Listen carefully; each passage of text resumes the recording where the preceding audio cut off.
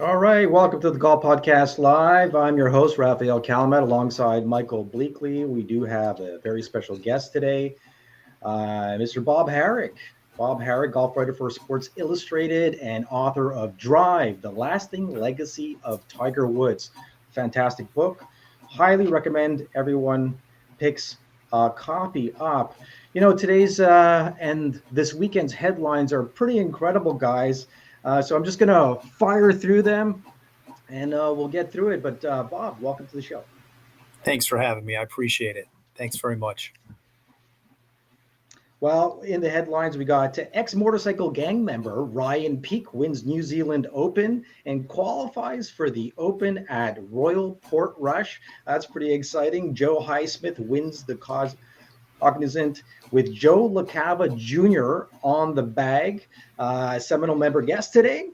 Always very exciting. I'm glad that's back now for last few years. Grant Horvat plays YouTube golf 2v2 with John Daly and Phil Mickelson. I guess all the rage these days with YouTube golf growing as it is.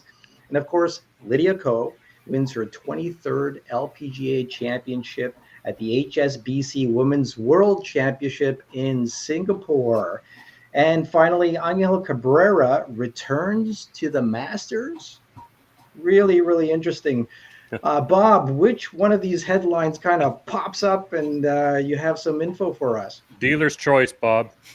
Yeah, well, hey, listen, they're all worth chatting about, I suppose, in their own way. I guess I would probably lean into the cognizant, Highsmith kind of came out of nowhere. I mean, he's the first guy since Brandt Snedeker in 2016 to win a tournament after making the cut on the number.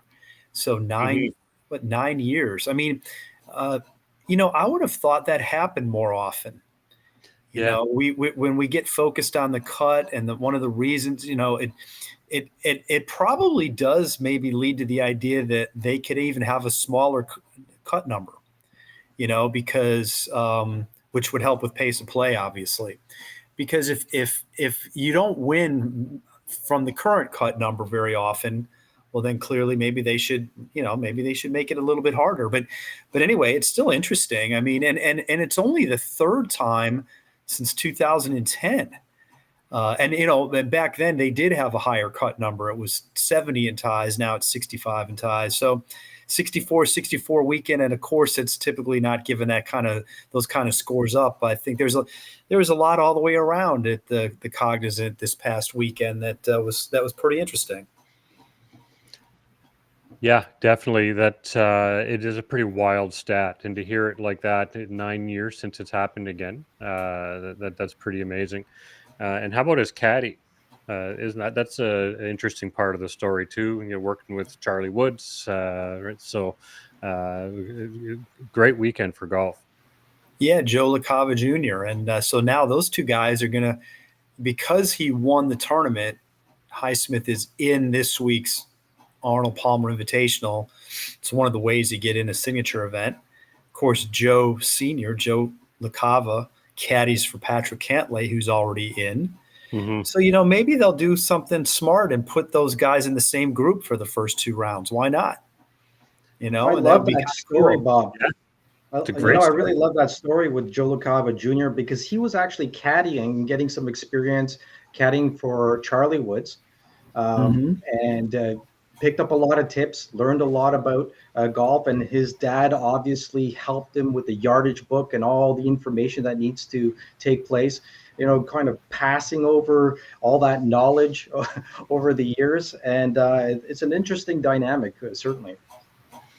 Yeah, it is. I mean, look, he went to college and he's got a degree, and he talked about maybe going into insurance. And I guess the lure of a golf course is pretty strong. And, he had to do it a lot harder way than his dad, who was on the PGA Tour from the beginning. He's been on the Korn Ferry Tour.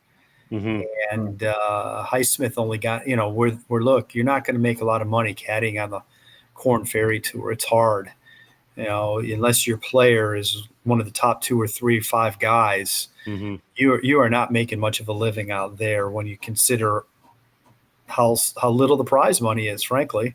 Yeah. Only a handful of guys out there, maybe 10 guys, 12 guys are making decent money. And so that's going to trickle down. So, but he stuck with him. They had a pretty good year last year, and now here they are. Now he's a tour winner. He's going to be in the Masters. He's got 2-year exemption next year, through 27 now. So, Joe LaCava Jr. kind of finds himself in a pretty good spot, I'd say, if he can keep that gig going. Yeah, a 24-year lefty, right? It's pretty good for his age. His game was solid on Sunday, to say the least. And, one of the other big headlines during that tournament was Jake Knapp, 59. What a what a place to shoot 59, in addition to, his demise. Unfortunately, seeing him miss those shots, trying to hit it out of the water. And I remember sitting there cringing, looking at the screen, going, "Go back!" Like, I wish his caddy would have told him to just go back and hit a shot. Obviously, hindsight is 2020. When you're in the moment, I can't imagine how it feels under that type of pressure. Although I am a teaching professional, I've played in events, and Mike's a top amateur in BC. It's a whole different world of pressure, right? Yeah, I mean, I feel for him, because I'm sure his thought process is I can get this out. I can get this on the green. I can still save par, maybe at least assure a bogey.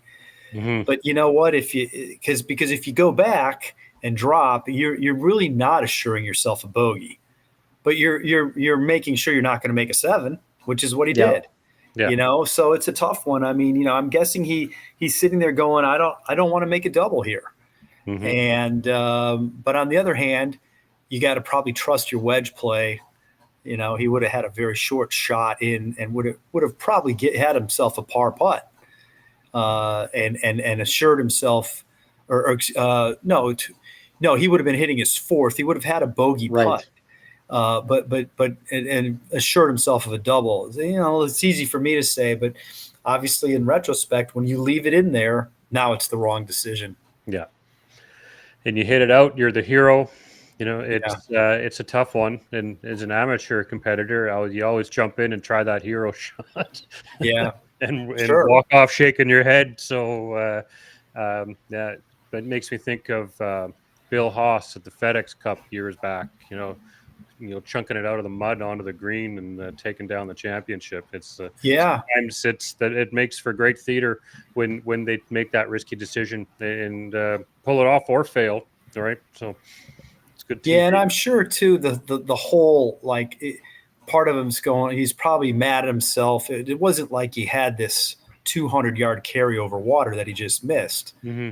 It wasn't that hard of a shot in, and he just. I don't know if he misclubbed or hit it poorly, but it's a pretty big mistake to actually even go in the water there from where he was. So, and then he just compounded it. Yeah, Jake's got a lot of game. He won the Mexico Open last year, and I'm sure he's going to bounce back. It's unfortunate that I think he falls out of, qualifying for Bay Hill.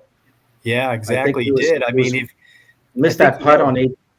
Right. That would have got him in. And obviously, so if he doesn't make a 7, also he's in. He needed to be one shot less, and he's in this week. He cost himself not only a chance at winning, but a chance at, a signature event, which is a big deal.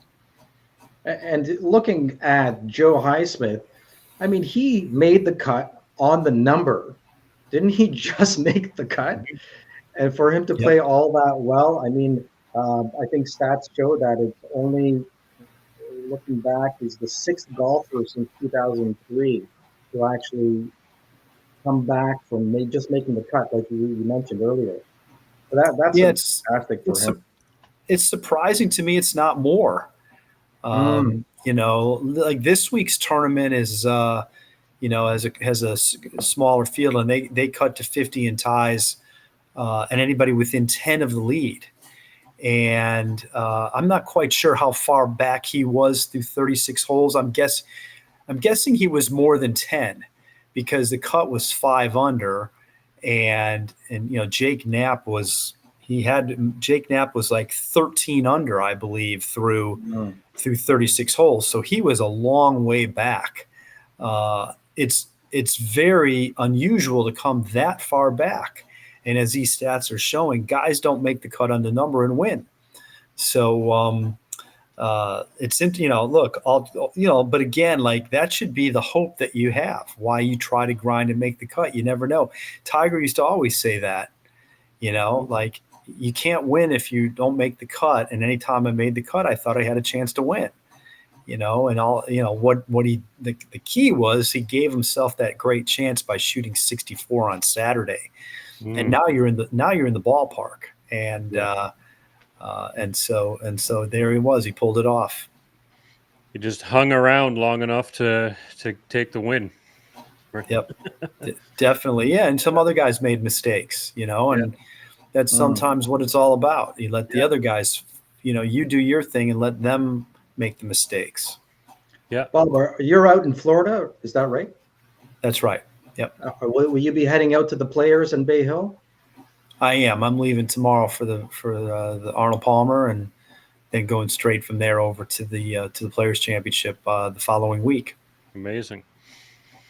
That's a nice 2-week schedule for you. And what's it look like for you when you get there? Give us a rundown of what your day looks like when when you get to these tournaments. Well, you just sort of looking for a good story or two to write. And I think this week, I think we're all interested in Xander Schauffele's return. I'm sure we're going to get a crack at him on Tuesday or Wednesday, probably Wednesday after the Pro-Am. And, look, he's missed 2 months. Yeah. Played the first tournament, the Century, and hasn't played since. And, so he's not only behind when it comes to the various FedEx scenarios, but he's, you wonder how fit he's going to be with the Masters only 5 weeks away or so, 4 or 5 weeks away. Yeah. Where we would obviously expect him to contend or be among the talking points going in, having won 2 majors last year. Actually, the guy who won the most recent major is Xander. So, I think that's an interesting story going in. And the thing is just like Scheffler, when he came back after his little time away, you got to give these guys a little bit of time to dial in. It's going to take a little bit. So, and he's got 2 pretty big ones right away. And then you wonder, does he add one somewhere before Augusta? All of a sudden, if he doesn't, he's only playing 3 times overall before the Masters. It's hard to really count the first one. I think he finished 30th at the Century. Clearly the injury was bothering him there. So, I'm guessing he took plenty of time off to get that right. And now we see what kind of game he brings back. Yeah, and if his body has the reps underneath it, even to add another event would be great to get that playing feel back. But coming off an injury, the stamina may not be there. Well, that's true. Now. Go ahead, Bob. No, I was just going to say you're right. I mean, there's a balance there. He hasn't played a lot. You don't want to overdo it. Yeah. Especially if there's the injury part you're still worried about. But on the other hand, you need to get sharp. This is the thing that Tiger faces these days is he has a hard time getting sharp because he's not competing enough. That's right. Well, we'll tell you, Bob, that's my next question, and it'll be our final question for today. When are we going to see Tiger next? Is it going to be the Players? Is it going to be at the Masters? I know he's playing the member guest today over at Seminole. Whether he's participating and actually playing, I think he is. Rumor has it he's got his clubs there and he is playing. Right. What's your take on that? Yeah, I mean, it sounds like not only is he playing, but he's walking. Oh. And, I think that's a good sign. He's supposed to play in the TGL thing tomorrow night. While that's not a lot of walking, it's still hitting shots. There's 2 things with Tiger these days that we're never quite sure about. How's the back? He did have surgery in September. It's the reason he didn't play after July. And he played at the PNC in December and looked pretty darn good, I thought. It looked like the back issues weren't bothering him at all there. But it probably still crops up from time to time. And then, of course, the walking's never going to be perfect. He's got a lot going on there, but I thought he walked great there. It was the best I'd seen him walk since the car crash, 4 years ago now. So, Yeah. so those were good signs. But then here, he had a hiccup here again recently. He was supposed to play the Genesis. His mom passed away. There's some conjecture. Was he not feeling good? Was it due to his mom? Was it both? He couldn't prepare properly.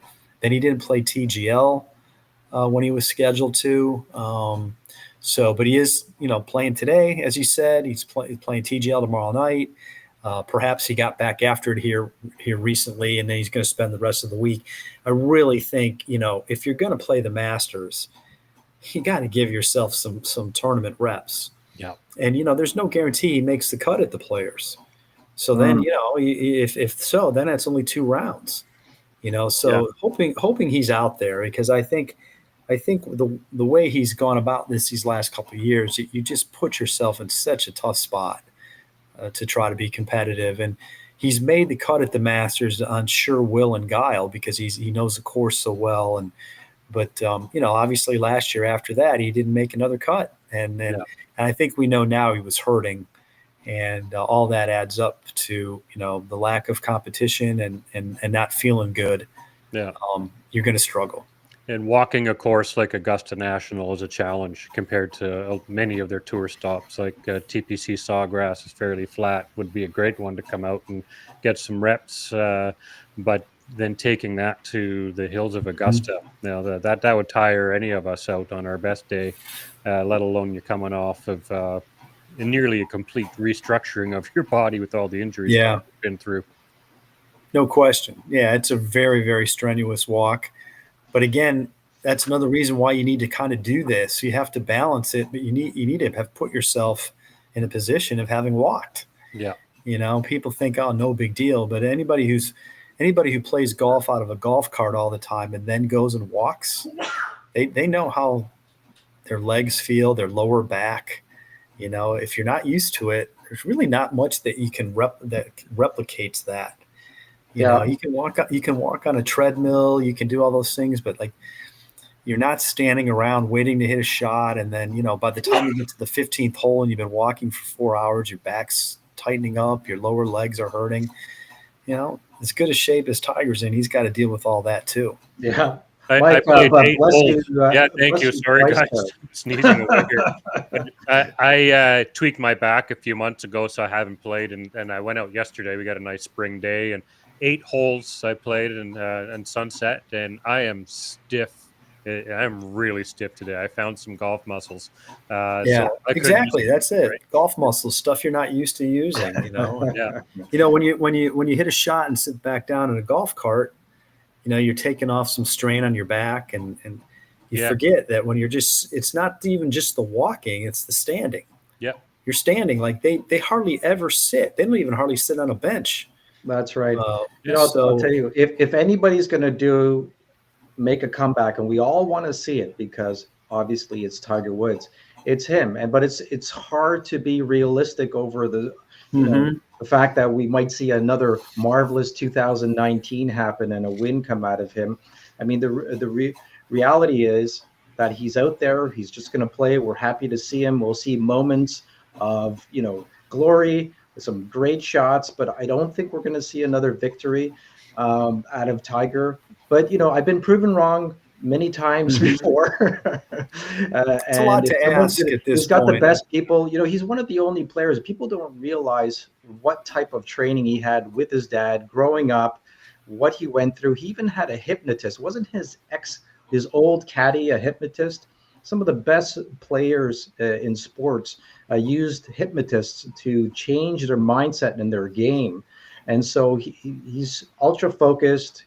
He knows what he needs to do as far as recuperating, having that rest as a player, because I think the rest is just as important as his practice and play. His preparation is completely different than when he was younger. And so it's great to see. I also think he's in a great place mentally. with his family, with his kids. We saw some great photos this weekend of seeing his daughter win the state championship Mm-hmm. in soccer.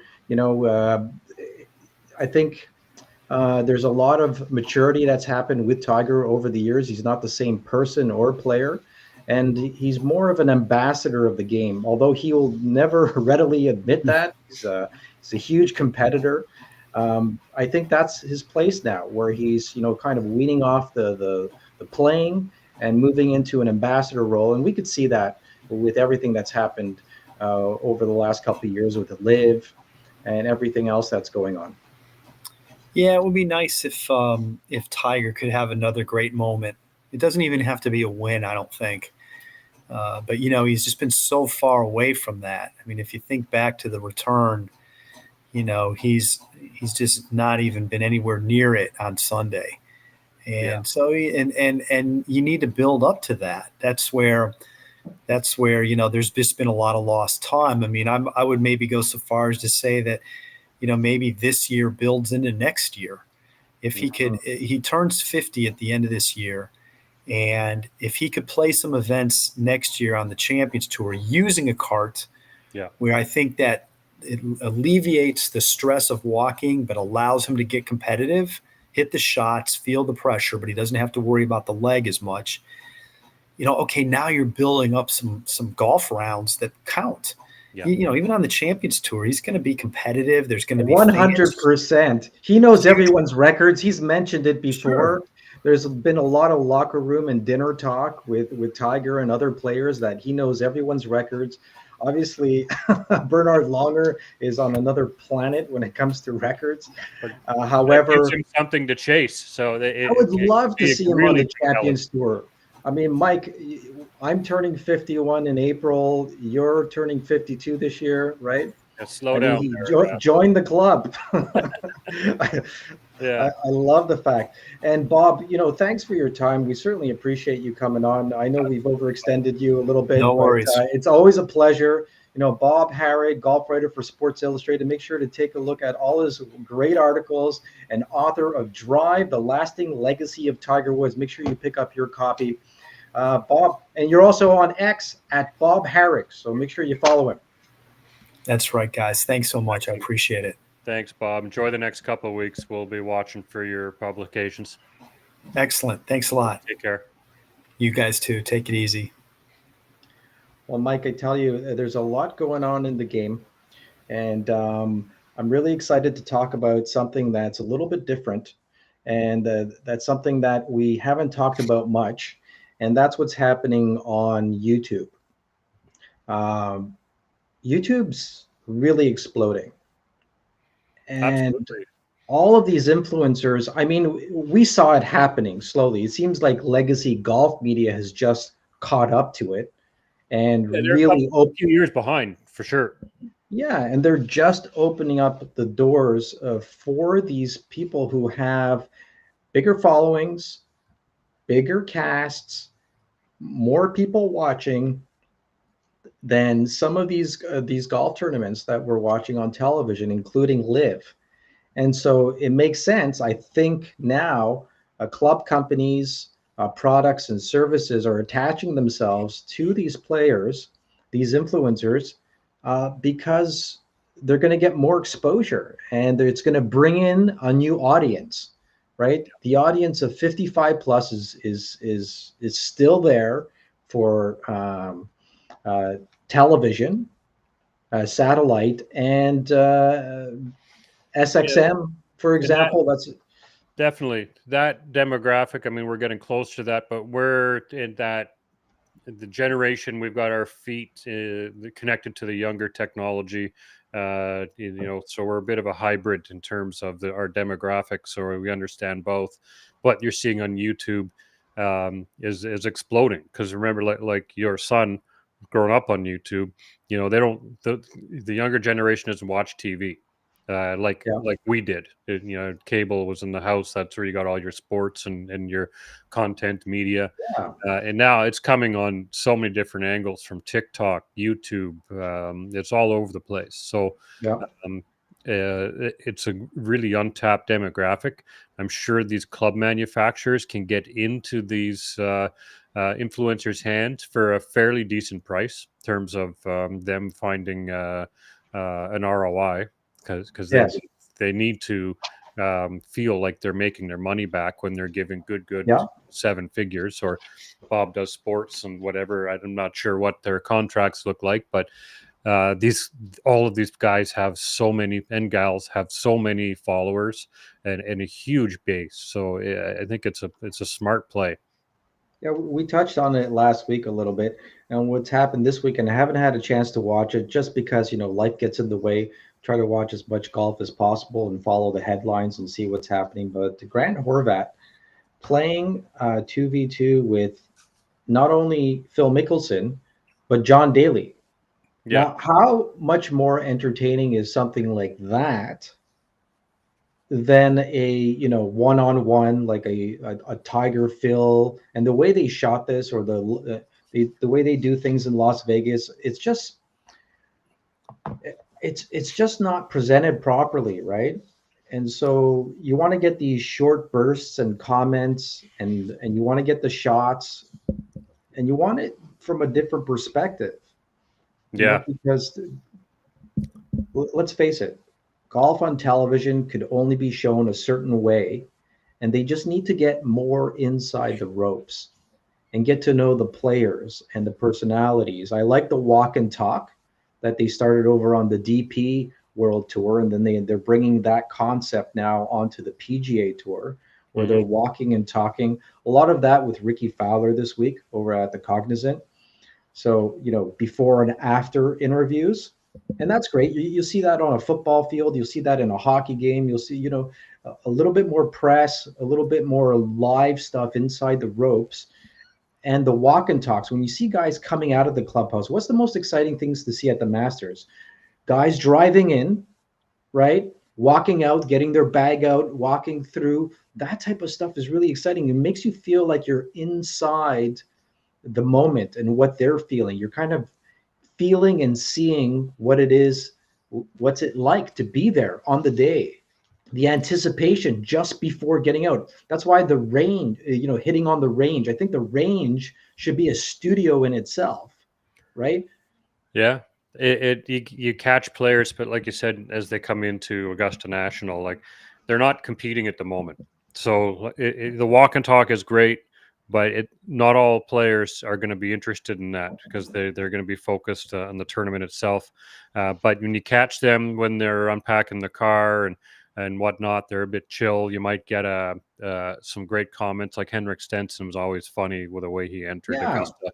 It was really fun, and you get to learn the player's character and personality, and maybe develop a fondness for players that maybe you didn't know before, right? It's like Faraday interviewing many of the players. Like Sergio Garcia comes to mind, because you all see these clips of him reacting on the course, but when you Right. see an hour long interview held by Faraday, I actually changed my opinion a bit, because I thought he was a little arrogant, Yes. right? But I'm like, you know what? Hearing him talk, and he's a fiery player and a little emotional, right? The things like spitting in the cup, or the British Open, the Open that he nearly won years ago, and he had some not so positive comments to say, but they catch him right when you just three putted or whatnot, and you're irritated. And he's an emotional player, and if he had a minute or two to gather his thoughts, he probably might have said different responses to some of the press. Like I Yeah, said, well, and with the technology, Mike, right? So the technology of, I think Shot Tracer has changed the game. It makes it a little bit more understanding, especially for the average golfer or the non-golfer, right? To be able to see the shot. It was like the Americans watching hockey before. Us being Canadian, when they used to put the tracer behind the puck so that oh, the Canadian audience could get that was that the was worst. terrible.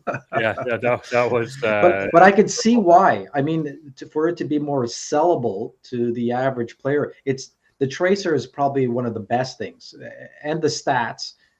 For golfers, it's nice to see the peak of the arch and see where it's at, where the apex is, the speed of the ball, the speed of the club, Yeah. but mostly the shape of the ball and where it lands. It's really neat to see those things.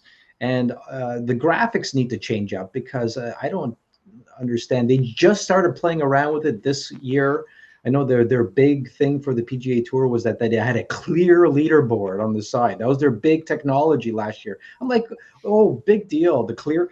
Now they're actually extending the leaderboard, which is nice, over on the right-hand side. Unlike Live, that does it on the left-hand side. So it's got to be like a Republican Democrat thing. They can't copy each other.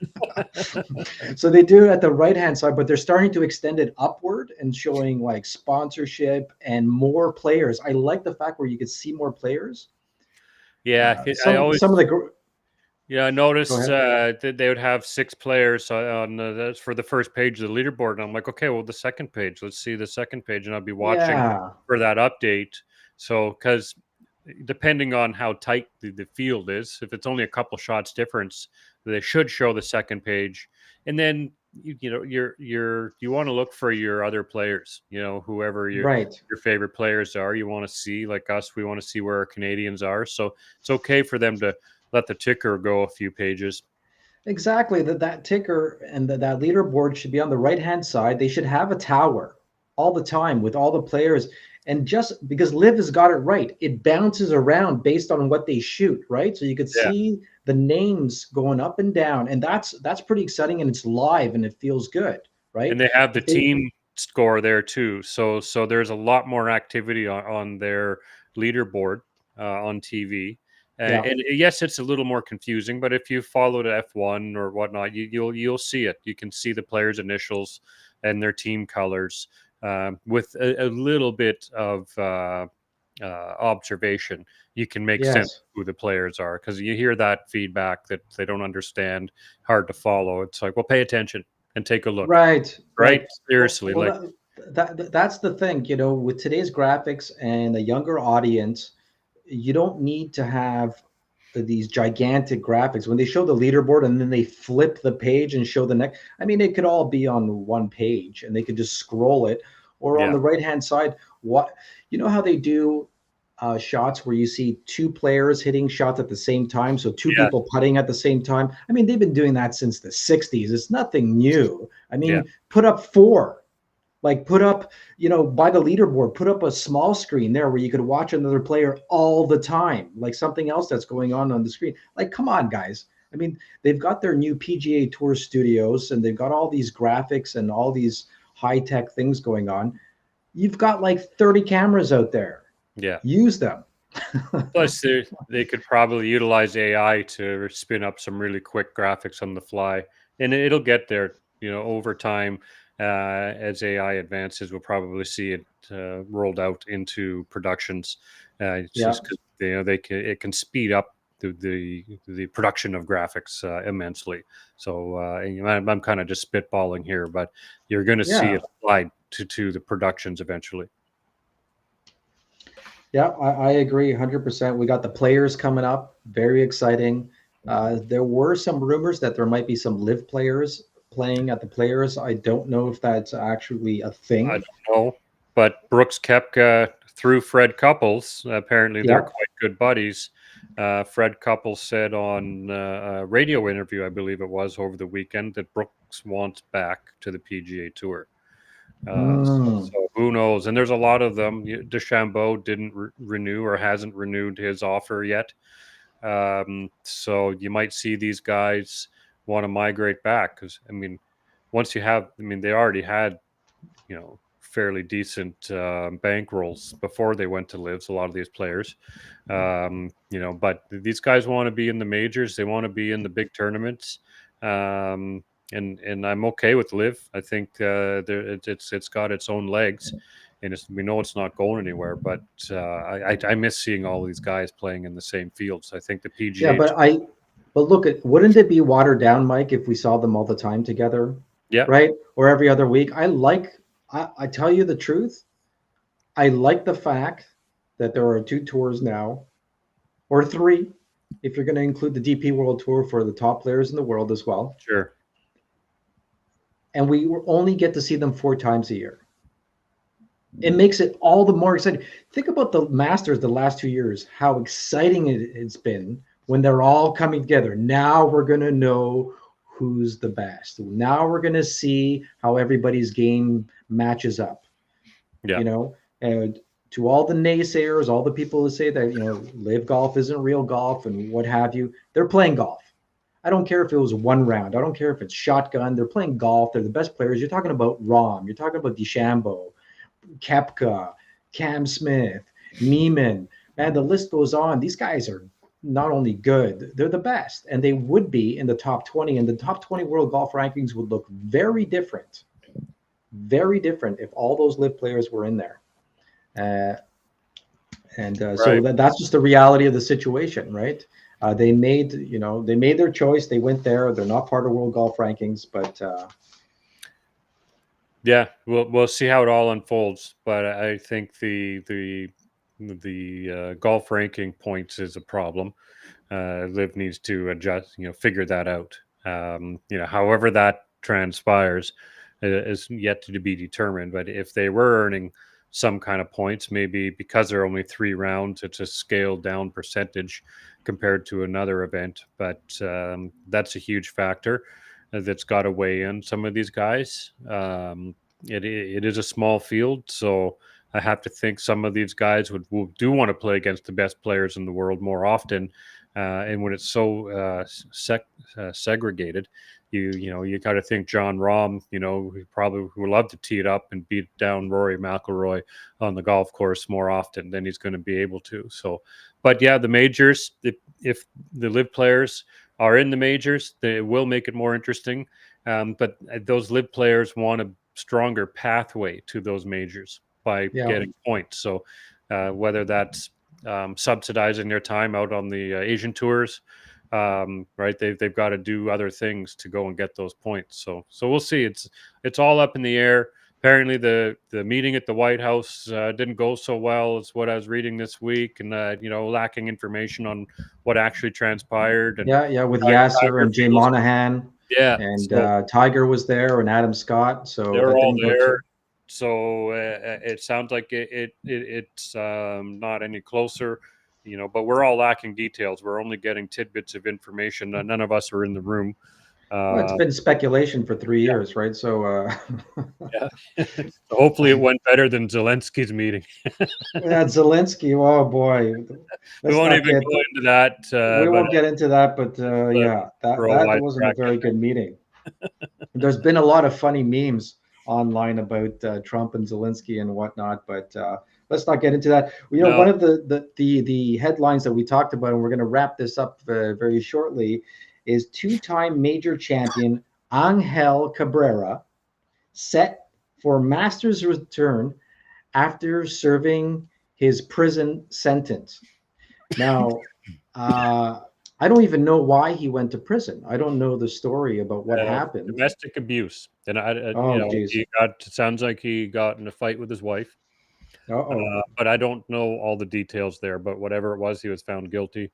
Yeah, because he getting his visa, and now he's got it. So you know what? One of the greatest and longest players I've ever seen hit. I've got my Angel Cabrera story. I remember seeing him back in 2006 at the Canadian Open, or was it the President's Cup? In any case, I was standing at the 320-yard mark, because obviously that's a safe place to stand if a ball's going to land before that. We're talking 2007, right? There's a leaderboard at 310 yards. And why I know that, they had some PGA officials there with their iPads, and they're taking down measurements and whatnot. So I'm standing there. That's a safe place. That's where a lot of the PGA Tour officials, I always go where they're standing because they know where it's safe, right? I didn't have my rangefinder with me. Anyhow, I asked, who's hitting now? Because I'm standing at 320. It's Angel Cabrera. You could hear the driver being hit. And then on the fly, it hasn't even reached its apex. He smashed into the sign, the leaderboard sign, at 310 yards. Wow. Back in 2007. And it was still So you can imagine, even back then, they were hitting it if you really long, and Angel Yeah. Cabrera, obviously being one of the longer guys, who knew how to put the screws on when he needed to. Right. That's a great story. I'm sure you've heard it before, right? We've known each other for like 25 years, 30 years. I don't know. How Yeah, we long has just it keep been? telling the same stories over and over. 25, 30 years, Mike. 30 More, years yeah, now. 30. Yeah, definitely. What do we got?